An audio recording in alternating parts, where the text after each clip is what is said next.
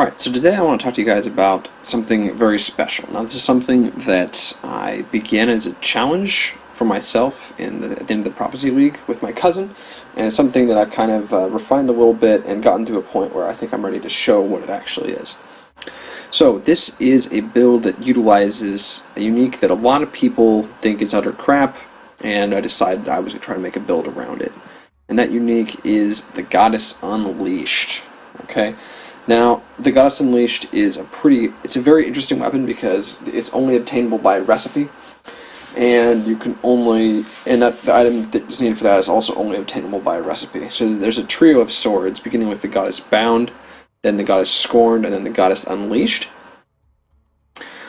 And so, when this item was released, there was a big hype around it. There was a riddle to find out the recipe and all that stuff, and you can look that up online. But when this item came out, people were like, wow, this sword sucks. How can we really use this? And so I decided to make something to prove them wrong.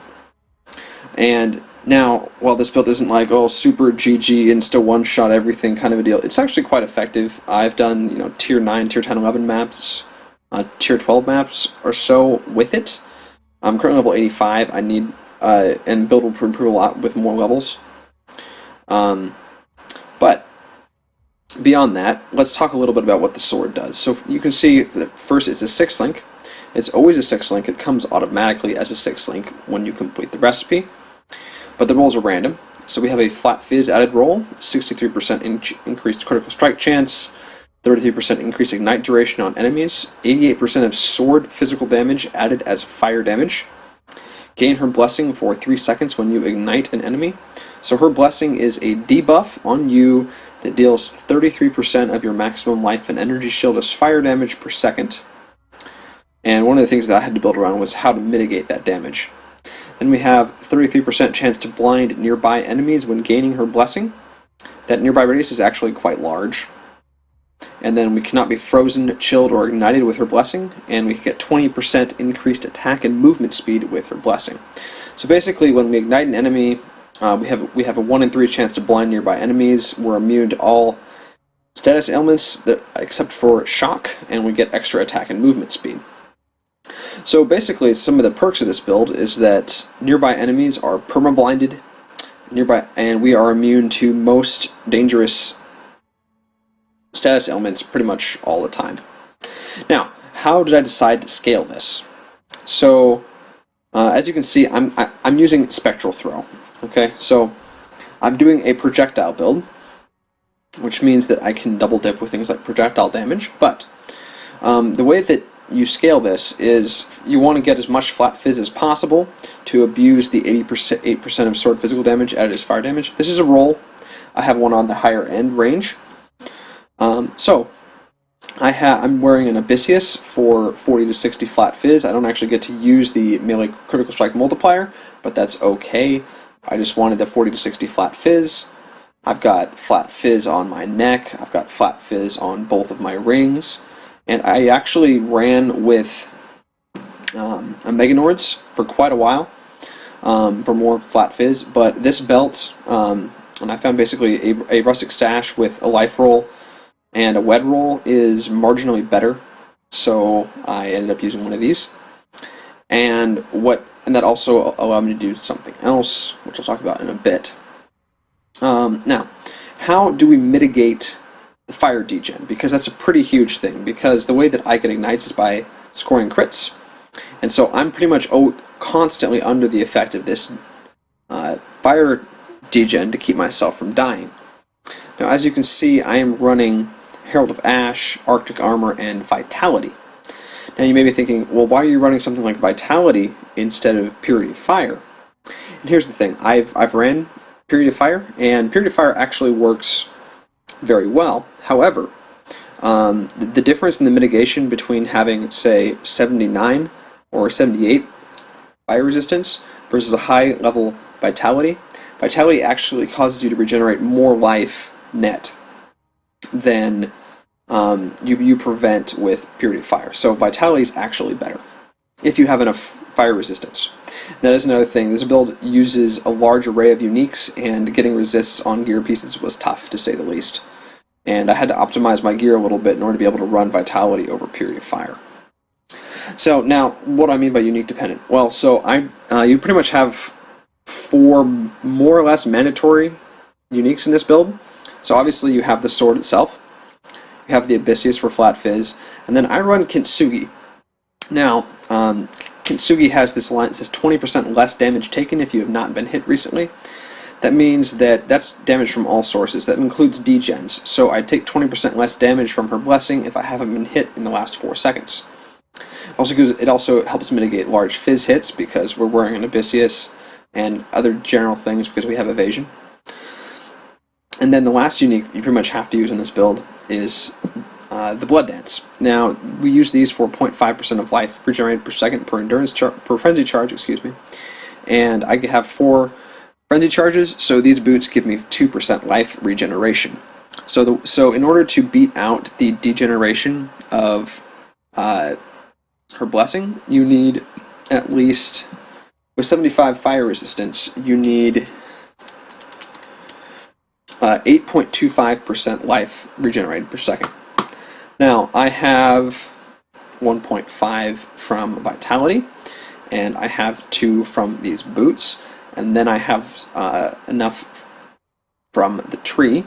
So my total life regeneration from my tree, I've got 2% from Growth and Decay, I've got 1% from Heart of Oak, I've got 1% from Master of the Arena, and 1.6% from Golem's Blood, for a total of 5.6%. If I combine that with my things from my other auras and items, I'm at about 9% life regenerated per second. That's enough to beat it out without any reductions from either Toxic Delivery, which has 10% reduced damage taken over time, or Kintsugi itself. So I'm a fair ways above actually having enough life regeneration, and so that's something that's very, very good there. Now, so basically, because we have to use a helmet with no resists and a chest with 1 resist, you can also use a good evasion chest here, but I really like Kintsugi. And we also have to use boots that have, again, no resistances. We therefore have to have a lot of resist on our amulet and on our rings, on our belt, and also on our gloves. So that was probably the hardest part of putting this character together, was being able to get enough resistances to have myself capped with a little bit to spare. Now, in terms of the passive tree, what did I do and what am I doing? So again, I'm at level 85 here. I'm an assassin. I've completed Uber Lab. All the labyrinths were done solo on this character. There's some important things to the Ascendancy, and I'm going to talk about that right now. So the most important thing on the Ascendancy is we want to scale our crit chance. So we use, because when we crit, we ignite, and therefore we get all the blessings that the sword provides. So we use Unstable Infusion to generate our power charges. We have a maximum of 5. And then combine this with Deadly Infusion, and this gives our sword a base critical strike chance of 10.65%, which is quite a lot and enables us to crit fairly frequently. And then the other things that we use here, damage over time, this affects the burning damage and the poison that will actually be provided by Noxious Strike. So because we have a large number of hits per second from Spectral Throw, our attacks have a 30% chance to cause bleeding, so enemies are bleeding most of the time. We then can cause poison, and then we can cause maim, and then we get some skill duration, which is nice for the poison damage. And then we take Toxic Delivery, so this gives us 20% of our fizz as extra chaos, which helps the poison do more damage, and then poison and bleed does more damage. But the big thing, the reason that we go for this is for the reduced damage taken from damage over time, and all the bleed, and especially the maim actually from Noxious Strike, help you to kite a lot when you're using the ranged nature of the sword. The reason I went with Spectral Throw over melee skills is because I knew I was going to need to use an Abyssius to be able to scale the damage of the Goddess Unleashed to an actual acceptable level. So what that means is that I decided that I was going to be ranged so I could not have to be in melee and use an Abyssius on an evasion character that only has 4k life. And so, remember how I said the downside of using a lot of uniques is that my resistances were pretty stretched? I also do not have very much life. I have over 150% life on my tree, and I'm only at 4k at level 85. In the future, I plan on getting this whole life cluster here, which will help significantly on my life total. And we're also and there's plenty of places I can get more DPS if I need it. But so far, the DPS has been pretty respectable, and my larger priority has been to get more life and more defenses. So, what do we prioritize in this build?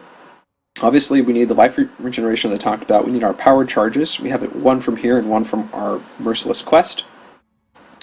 This build uses acrobatics and phase acrobatics, so I have a 40% dodge chance and 30% spell dodge chance, just passively.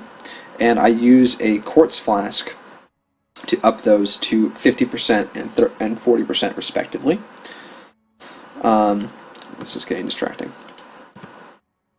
Now, another interesting thing is that whenever we scale our physical damage, like for example this sword physical damage cluster we've taken here, it scales all our flat fizz, and then that scales our fire damage.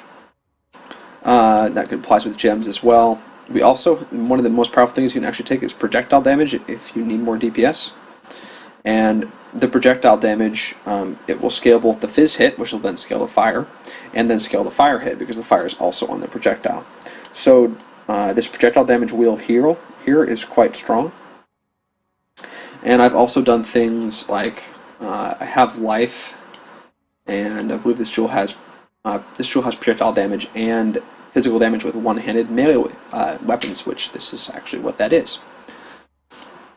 Other important things, we've got force of nature to get some elemental penetration, that kind of thing. So let's talk about the links of my skills. So my main link is, and you have to remember again, the sword is a guaranteed 6 link, so I was able to plan what 6 link I wanted. So we have Spectral Throw, LMP, this is for area coverage and that kind of thing. I found that for boss fights where they don't hit too hard, you can swap this for Solar Proj for a lot more damage. Then I use physical projectile attack damage. So this scales the physical projectile base damage, which then is scaled by fire, so this is like double dipping. And then we have increased critical damage, because I have a pretty darn good critical strike chance, and this helps out quite a bit, especially with the assassin things. When I gain more critical multiplier and crit chances, my power charges increase. Then we use faster attacks, because the sword only has a base attack speed of 1.5, so we need to up that. And then obviously weapon elemental damage scales the fire damage. Now if you look at my tooltip for my main Spectral Throw here, you can see the tooltip is currently 12k, but I don't have any charges, and it deals about twice as much fire damage as it does physical damage, even though I don't have any like flat added fire or anything like that, and the only added fire I have is from the 88% from the sword. So my 5 link in my Kintsugi is a support setup with Spectral Throw, Curse on Hit, GMP, and Poacher's Mark. I found Poacher's Mark to be very effective because it pretty much guarantees I'm at max frenzy charges all the time, and the life and mana on hit is always nice. One of the biggest things here is that cursed enemies grant 100% increased flask charges, which means that even though I don't have Surgeon's Flasks, when I'm mapping, I can pretty much run around and keep my Quartz Flask and or my Silver Flask and or my Quicksilver Flask up at all times, in addition to having my Life Flasks pretty much up all the time, which is actually really cool. And then I use LMP just to throw even more projectiles, or I can swap this to Culling Strike. We'll see. I've used both. I use Culling Strike to help me deal with Uberazaro, because it trivializes the last phase to a large extent. And then in my boots, I hold my movement skill, which is Whirling Blades. Pretty much we have Whirling Blades and Leap Slam as the only skills you can use with the sword for your attacks to move, because you can't wield a shield, because the sword takes both your hand slots, even though it's a one-handed weapon and a 6 link. And we have that linked with Fortify and Faster Attacks and Blood Magic. Now the reason I'm using Blood Magic is because I do not have much mana, and it does not recharge very quickly if I'm not hitting things, so this helps me pretty much be able to use it all the time. Then my gloves hold my auras. They hold my Arctic Armor, my Vitality, and my Herald of Ash, as well as my Summon Ice Golem. Now something I could do is I could drop Arctic Armor and Herald of Ash and run something like Grace instead for more evasion. But I don't really think I need that with the Permablind, but because Herald of Ash doesn't really add that much damage. if I turn off Herald of Ash here,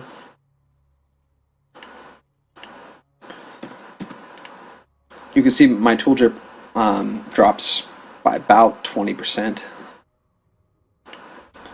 So my peak tooltip is just over 27k when I have all my power and frenzy charges. So that's just something to note. Of course, the effective damage is higher than that because of bleed and poison, and of course the skill hitting multiple times.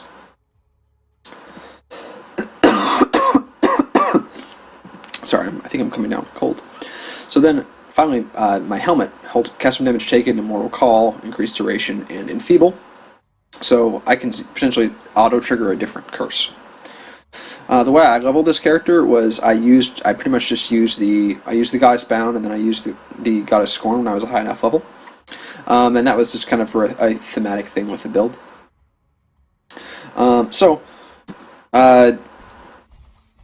There's going to be some gameplay of a map coming up after this, but what I want to show you guys, just kind of generally how the build plays. It pretty much plays a lot like a standard Spectral Throw build.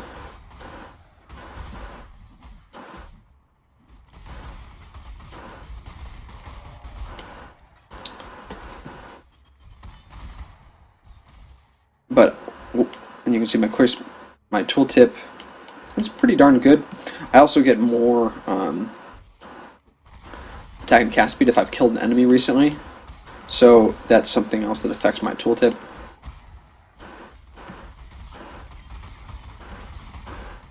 Let's get all charged up here. 27,431 is the tooltip. So let's get to Vol, and I'll show you how fast I can melt him, because that's a pretty simple thing to do.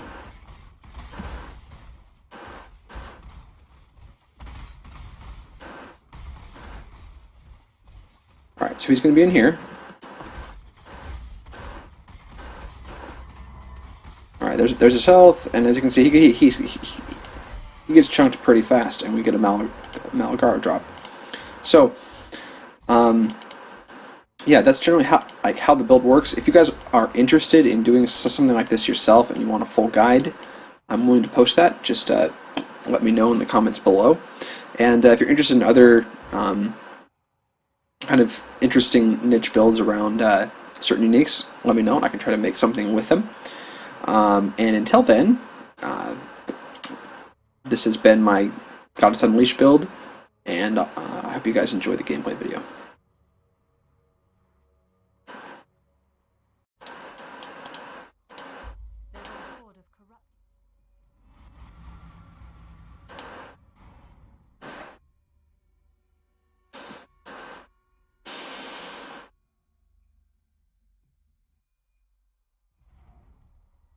Alright, so this is a tier 9 animals cast speed Zana map.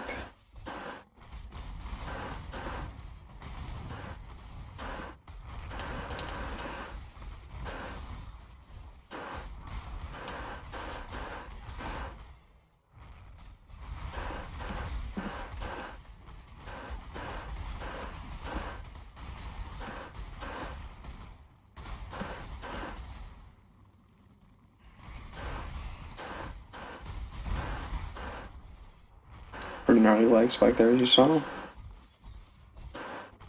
Which I'll be okay now.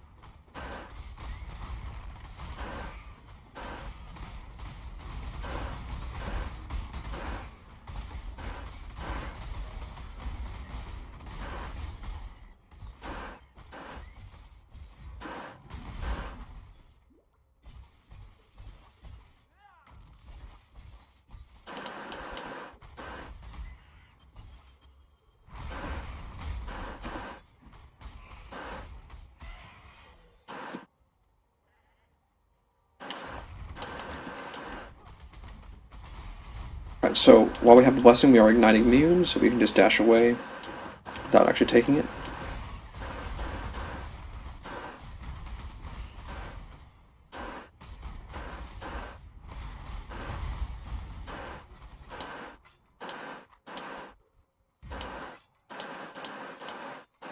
Couple chaos from that.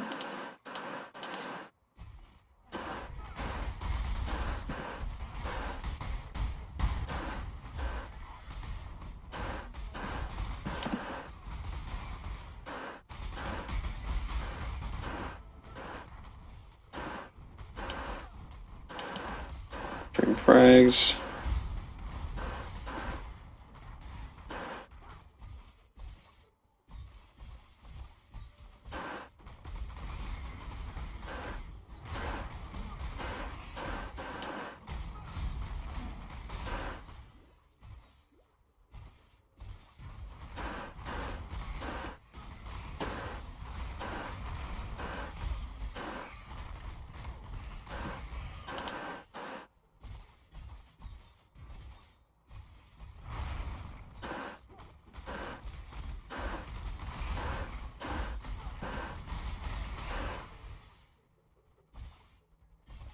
Alright, only monsters left in the boss room.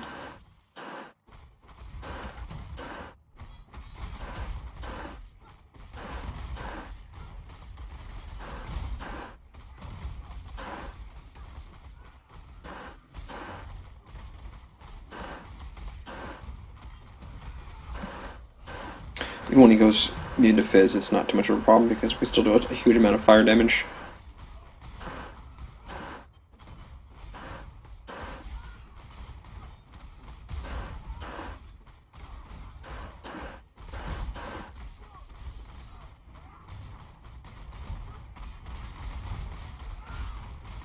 We'll just go face tank mode. We got a Cobalt Jewel.